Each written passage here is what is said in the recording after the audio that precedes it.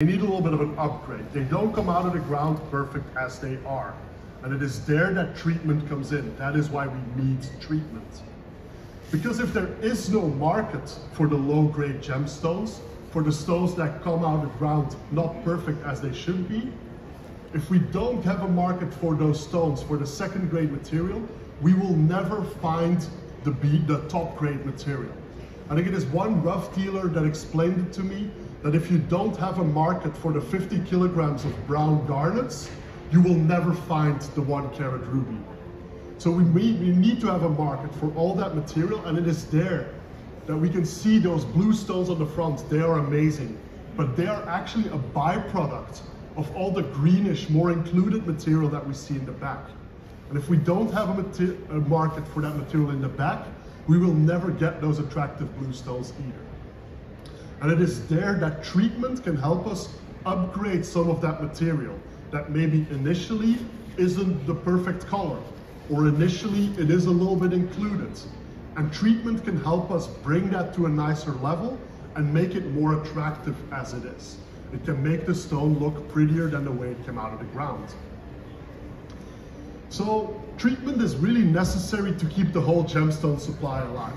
Now, we all like to pretend that we only want to work with the top grade, the finest, the biggest, the cleanest, the untreated stones. The reality is that there is probably more money being made with glass-filled ruby than there is with pigeon blood ruby.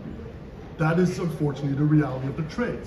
Treatment also provides us with a whole range of qualities and price points for the material.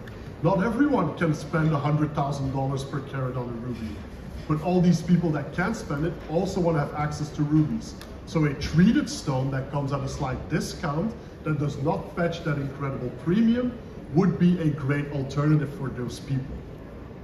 Now, the only thing that I get upset about when we talk about treatment is when treatment is undisclosed. Treatment is an amazing thing.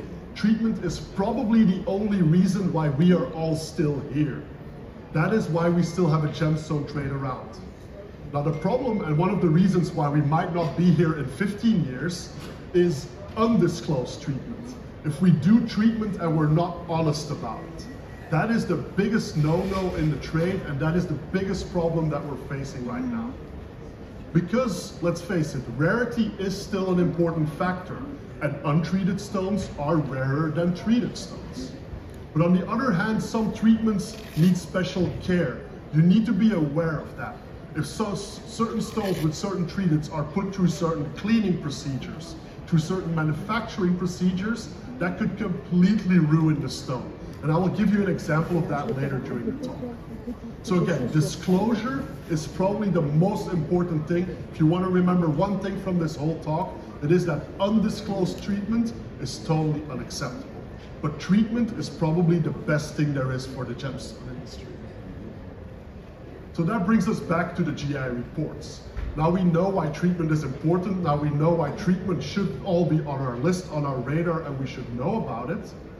But how does GI disclose that treatment? How do we put that on the reports that hopefully we all use day to day? And I'm going to start with emeralds.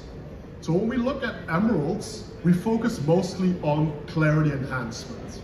Because if we look at rough emeralds, the color of emeralds, the way they come out of the ground, is usually spectacular as it is. The biggest problem that rough emerald has is the clarity. We can see that the color of all of these stones is amazing, but you can see that one on the right, it has some big cracks running through it. Those on the left as well. Incredible clarity, but you can see incredible color, but they have a lot of fractures in them. So that is why clarity enhancement is the biggest thing for emerald. That is the point that we need to work on, that we need to upgrade, improve our emeralds a little bit. So what is clarity enhancement? Now, the emeralds that we see, they have surface reaching fractures, and these fractures are filled with air. And the contrast between the air and that is in the fractures and the emerald itself, that is a very big optical contrast. That is why they are so visible. So basically during clarity enhancement, we take a material, we put it in the fractures. And that material has the same optical or very close to optical properties with the emerald. And that will almost completely hide the fracture, make it almost completely invisible. So that's what we're doing. We're taking the air out and replacing it with something with optical properties that are almost identical to the emerald. And that way, the fractures will become almost invisible. And I can show you what the impact of that could be. And I think why you also realize that it's important to tell your client about this. Because this is an emerald that has no filler in it. It has not been clarity enhanced. So we can see all the fractures there, and we can see all these reflections of the fractures, those big broad flashes. This is that same emerald after we clarity enhanced it. Wow. So this is the same stone. That is why disclosure is very important. But that is also the impact that clarity enhancement could have. Because let's face it, if I give the stone on the left to my girlfriend, I'll probably be sleeping on the couch. But if I give her the one on the right, she'll be very happy and we'll go on a vacation together. Because that stone is just way more attractive. It is much more beautiful. It will have a buyer readily available. But it is important to say, take care of it, because this stone has been clarity enhanced. Now, what matters during clarity enhancement? When GIA looks at clarity enhanced stones, what are the things that we look at? The first thing that we need to take into account is the amount of fissures. Because obviously, if there's only a small fracture that clarity enhanced, or there's 20 big ones that are clarity enhanced, that is important to make that difference. Because that stone on the top that only has a tiny fracture, that is much rarer than a stone with all these big fractures on the bottom right. So it's important to make that distinction. The quantity, how many fresh fissures are filled. And then the second part is which material is used to fill the fractures. And I'm going to focus on that specifically in about 5 minutes. So first, the extent of clarity enhancement. How much filler is present? Because emeralds with fewer fractures, they are rarer. So that is also a value thing, that a stone with little clarity enhancement is a lot rarer than a stone with a lot of clarity enhancement. On top of that, a very fractured emerald, you can fill it with material that almost acts like a glue, that will basically hold pieces of emerald together. Now that is very important to know, because if you take that material out, your emerald might break into 2, 3, 50, 100 pieces. So in that point, disclosure is very important. So the amount of filler that we can detect, but also how many fractures are there? Is it one tiny fracture, or is there 5 big ones? Is it one tiny one under the table, or is it a tiny one next to the corner? So the position of those fractures is also taken into account. So we grade that, and we basically have 5 rankings. I'm going to go through that. And the first one is probably the most rarest one. I don't think I've seen more than 5 stones that qualify like this. That is an emerald without fractures to begin with. So even if you wanted to clarity enhance it, you couldn't, because there are no fractures for an oil or a resin or a wax to go into. So if an emerald with no fissures present, that would be noted on the report. Then we have an emerald with no or insignificant clarity enhancement. So that is a stone where we see fractures, where you could put oil in there, but there is no oil or resin in there. So that is the second one, with no indications of clarity enhancement. And then we have the stones where we detect clarity enhancement. So that is a terminology that is adopted among most of the laboratories and is very consistent there. Our good friends from GIT, from SSCF, from Googling use the same kind of categorization, where we separate between minor, moderate, and significant, F1, F2, F3, based on the presence of the fracture, the location of those fractures, but also based on how deep are those fractures, how wide are they. Basically, it comes down to what is the difference between this stone in the current treated state and the difference between that stone in an untreated state. If we take all the clarity enhancement out, how big would the difference be? If the difference is very minimal, it would be a minor. If the difference is pretty big, it would be a moderate. If the difference is going to be enormous, it is going to be a significant. So that is taken into account, like how different would this stone look before treatment and after the treatment that we currently see. So when that gets mentioned on the report, we can see that if we, on a GI report, we would have a natural beryl, an emerald. In this case, the geographic origin is not requested. But under the treatment section, it would say clarity enhanced F1. And at the bottom, it has that scale where it says that F1, that refers to minor. If it is an F2, that will refer to moderate. If it is an F3, that will refer to significant clarity enhancement.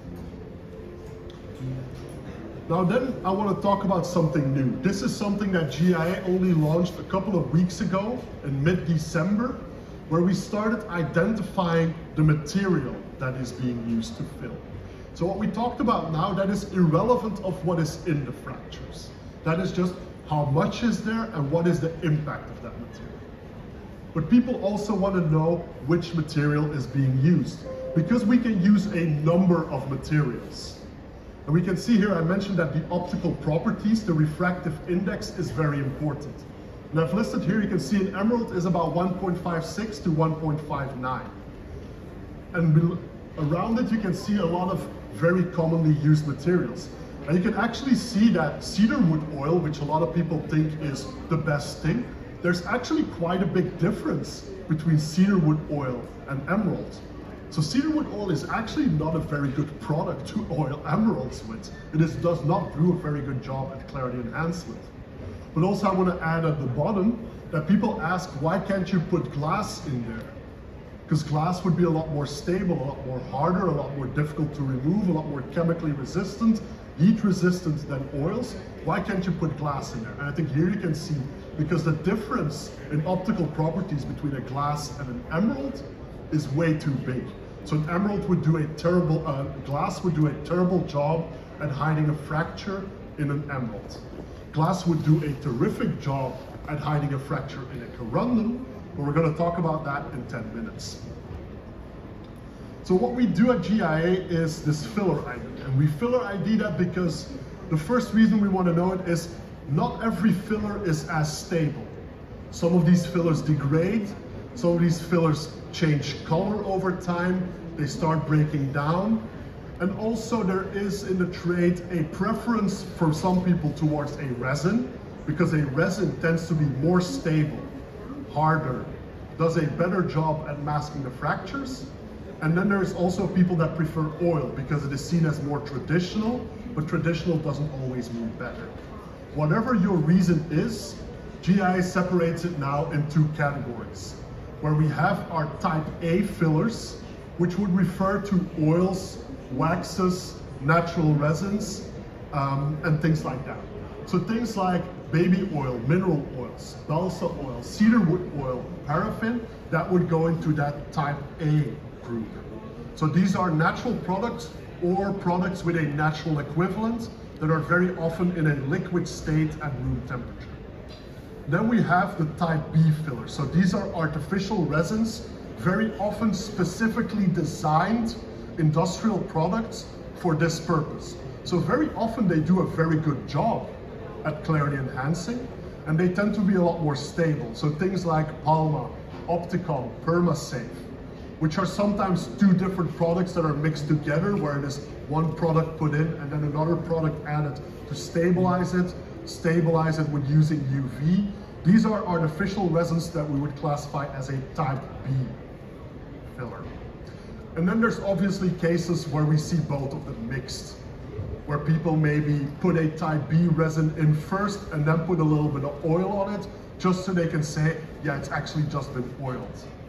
So that is something that we actually rarely see. We will only call it type A plus B if these are roughly the same degree, because usually there is one type very clearly dominant, and we would call it that dominant type. So when that gets put on the report, you can see that we just add that line in the treatment section. So this is still a natural beryl, it is still an emerald, in this case it is a Russian stone, but under the treatment it would say it is clarity enhanced F1, so that referred to how much treatment is there in the stone.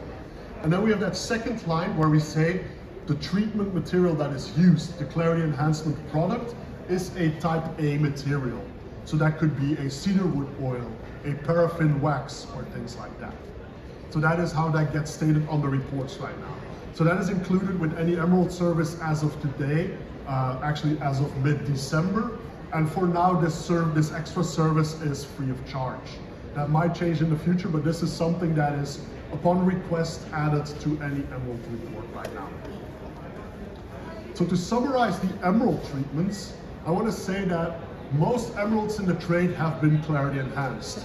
It is a very common thing. Now what matters there is quantifying the extent of clarity enhancement. How many fractures are clarity enhanced? What is the relevance of these fractures? So that is where we have that none. If there is no clarity enhancement, or there aren't even fractures to begin with. And then we have that minor, moderate, significant, F1, F2, F3, for the extent of clarity enhancement in the stone. And then recently GIA also started identifying these fillers as either type A or type B, that being either the oils, natural materials, waxes, versus those artificial resins that are specifically made with clarity enhancement of gemstones in mind. So that's that type A, type B, that is a different level than the F1, F2, F3, which has to do with the clarity enhancement amount versus the clarity enhancement style. But both of these are mentioned on the GI reports now. So that brings us to the next big